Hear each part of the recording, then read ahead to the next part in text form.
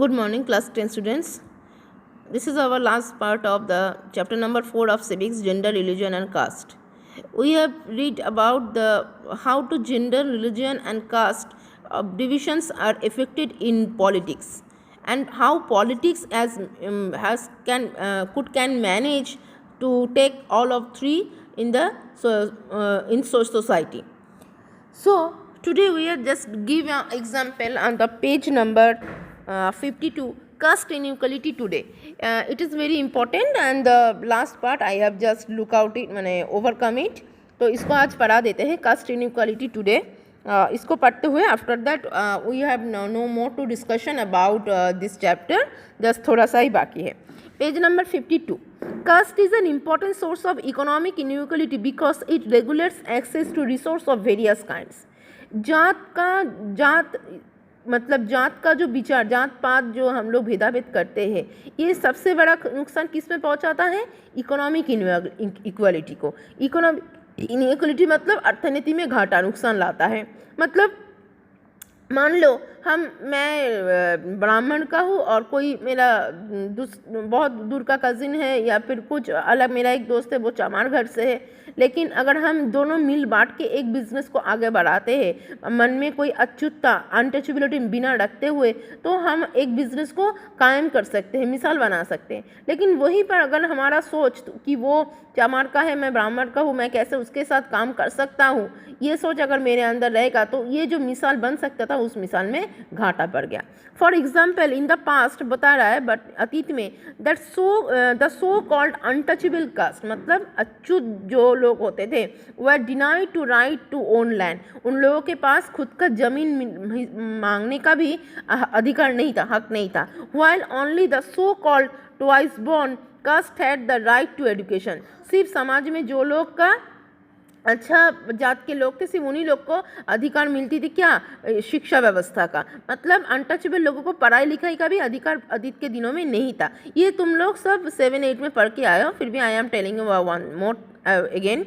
Although this kind of explicit and formalized inequality based on a caste now out yet. मतलब वर्तमान दिनों में यही चीज़ अर्थनीति में घाटा कहीं ना कहीं आज भी लेके आया है. पहले अतीत के ज़माने से अगर ये इनइक्वालिटी नहीं रहता, इक्वलिटी रहता, एकता बन के सब लोग समान तरीके से काम कर पाते, सबको शिक्षा का अधिकार मिलता, तो देश में लिटरेसी का भी परसेंटेज ज़्यादा होता, शिक्षित का भी हार होता. लेकिन कहीं ना कहीं वो कम है भारत में ना.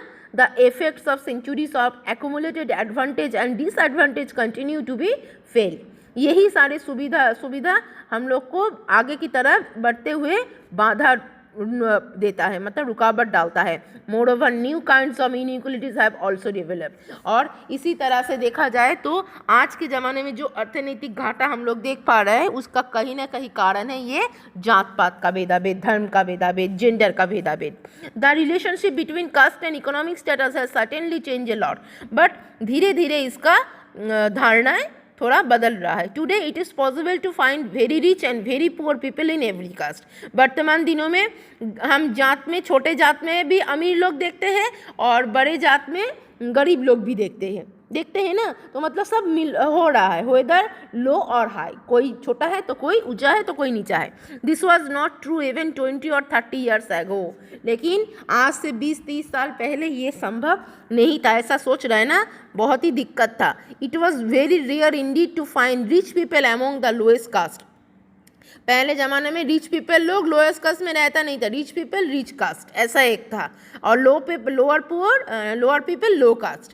However as this evidence from the national sample survey shows, national NSS, इसका मतलब है नेशनल सैंपल मतलब जो कि घर घर में जाके जो जनगणना होता है, तो उसके रिपोर्ट के तरफ पे उसके रिपोर्ट के अनुसार caste continues to be very strongly link to economic status in many important ways. ये नेशनल सैंपल सर्वे को जनगणना के बाद और इसका एनालिसिस करने के बाद समाज के सामने एक अक्षरिक धारणा आई है कि ये जात का भेदाभेद असल में किसी को भी नुकसान नहीं पहुंचा रहा है, हमारे देश के अर्थनीति को सबसे ज़्यादा घाटा पहुंचा रही है.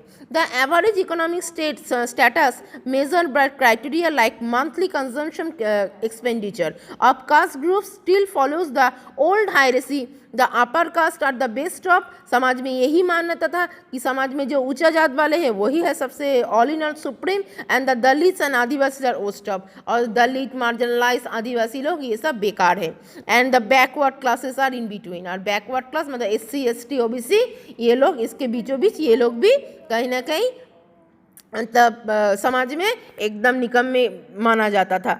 Although every caste has some poor member, लेकिन सभी का जातों में गरीब लोग रहेंगे। The proportion living extreme poverty below the official poverty line is much higher for the lowest caste and much lower for the upper caste, with the backward classes once again in between. वर्तमान दिनों में क्या हो रहा है, ये क्या है, पॉवर्टी लाइन मतलब एक गरीबी रेखा खींच दी गई है कि कितना है, कितना पॉवर्टी लाइन में कौन बैकवर्ड क्लास में आएगा, कौन अपर क्लास में आज के ज़माने में हम राशन दुकान में जाते हैं तो देखते हैं ना, राशन का जो कार्ड देता है लाल कार्ड सफ़ेद कार्ड, वो हम लोग को डिवीज़न कर देता है कि कौन समाज का कौन सी गरीबी रेखा का हिस्सा है। लेकिन कहीं ना कहीं आज हम सबको लेके चल रहे हैं, एक लोअर कास्ट वो भी अच्छा खासा इनकम कर रहा है, अच्छा खासा एजुकेशन की हकदार बन रहा है, तो बहुत अच्छा जात वाले लोग भी उतना सुविधा नहीं मिल रहा है अकॉर्डिंग टू पॉवर्टी लाइन। ये भी तो हो सकता है जात अच्छा है लेकिन वो गरीबी की रेखाओं में है, और जात खराब है लेकिन वो पॉवर्टी लाइन के ऊपर है। तो आज के ज़माने में एक निर्दिष्ट क्या पॉवर्टी लाइन गरीबी रेखा खींच दी गई है जिसमें सबको आइडेंटिफाई करके हम बता सकते हैं। तो although every caste has some members who are rich, सभी कास्ट में कुछ अमीर है, तो the upper caste are heavily over represented among the rich while the lower caste are severely under represented. पहले ज़माने में ये था जो समाज में ऊंचा जात और अमीर होते थे वो दबाव समाज के ऊपर ज़्यादा फेंकते थे, और नीचे जात और गरीब लोग समाज के ऊपर दबाव बन के रहते थे, दबे हुए रहते थे।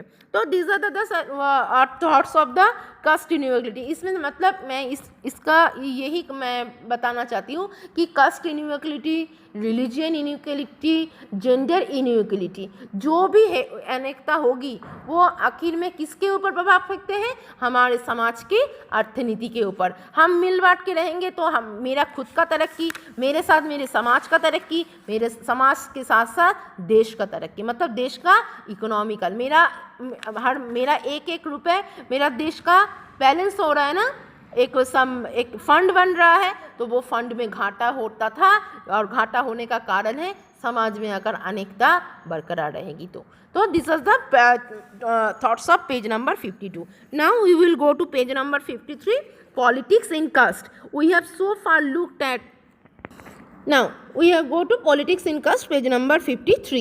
We have so far looked at what caste does to politics. हम लोग देख लिए कि जात का विचार राजनीति में कैसा प्रभाव फेंकते, but it does not mean that there is only a one way relation between caste and politics.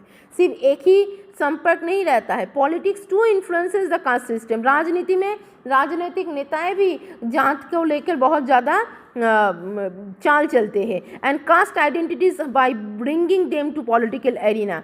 मतलब अच्छा पॉलिटिकल लीडर वो हो सकता है कि वो जात में अच्छा हो, वो अमीर है, तो वो उसी के जात के लोगों को लेकर ज़्यादा बढ़ावा देंगे, तो बाकी लोगों को लेकर एक तरफ करके रखेंगे, तो वो लोग सबसे ज़्यादा इसका फ़ायदा लूटते हैं. Next page number 50. Thus, it is not politics that gets caste ridden. It is the caste that gets politicized. मतलब जात को लेकर राजनीति यही आज के ज़माने में एक मूल्य हो गया है, मतलब मेन फॉर्म हो गया है. This takes several form. जात को लेकर राजनीति चल रहा है ना. Each caste group tries to become bigger by incorporating within it neighbouring caste और sub caste which were earlier excluded from it. हर जात के लोग चाहते हैं कि हमारे समाज में एक दर्जा बने.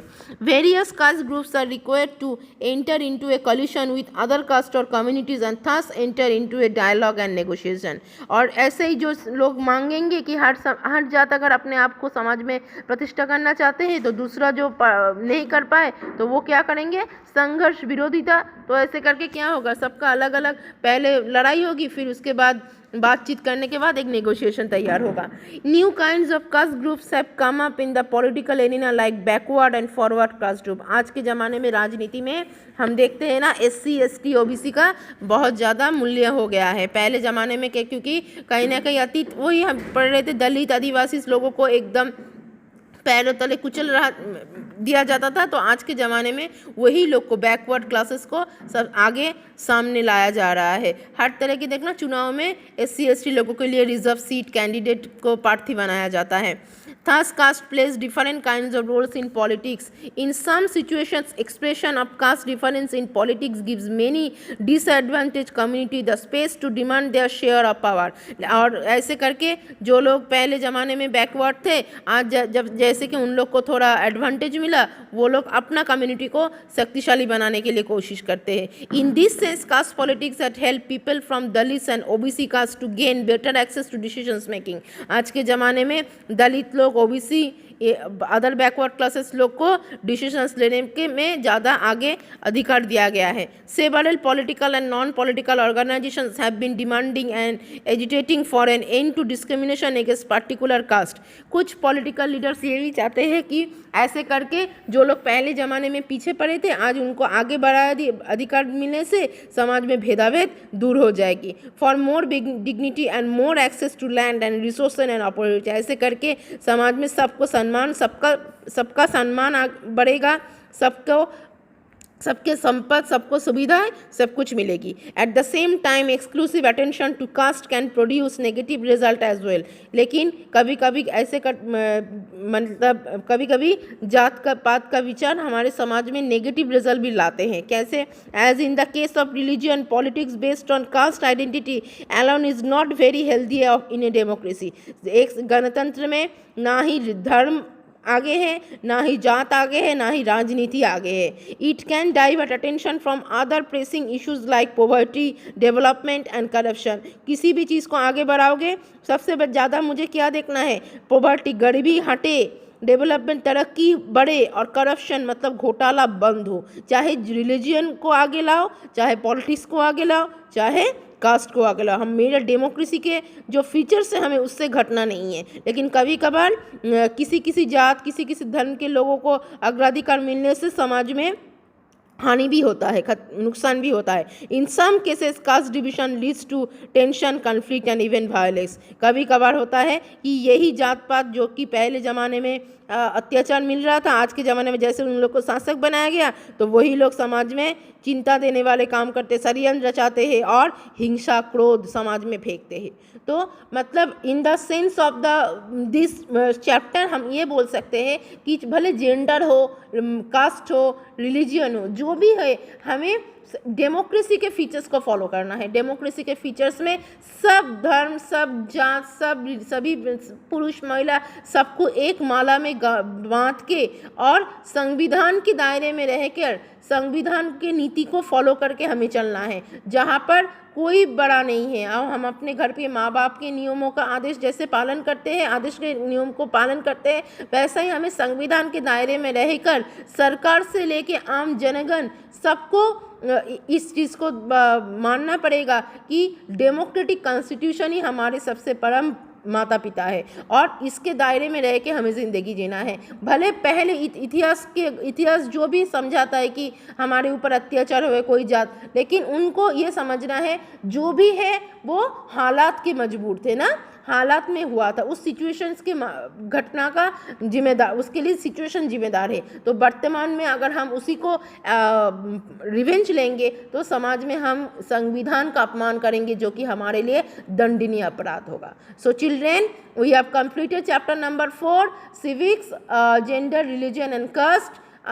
And after complete this chapter, you people complete chapter number 4 on your copy. Chapter number 4 आप सबको कंप्लीट करना है, and your time will be today is Wednesday, and I will take the homework by Friday. I am giving you 1 day time. शुक्रवार तक सबका homework मुझे मिलना चाहिए। जो PDF मैंने भेजा था उसके अकॉर्डिंग चैप्टर नंबर 4 का question answer all have to complete it first. Children, goodbye.